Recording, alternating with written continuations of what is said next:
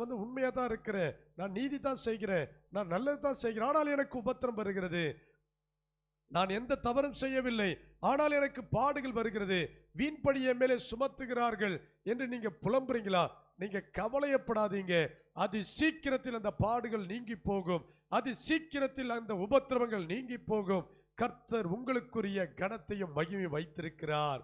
2 தீமோத்தேயு 2ஆம் அதிகாரம் 12ஆம் வசனத்திலே தீமோத்தேயுக்கு இப்படி சொல்லுகிறார் அப்போஸ்தலனாகிய பவுல், அவரோட கூட பாடுகளை சகித்தோமானால் அவரோட கூட ஆளுகை செய்வோம், அவரோட கூட ஆளுகை செய்வோம் என்கிற ஒரு விசுவாசத்தோடு பாடுகளை ஏற்றுக்கொள்ளுங்க. நீதி நிமித்தம் வருகிற துன்பங்களை ஏற்றுக்கொள்ளுங்க.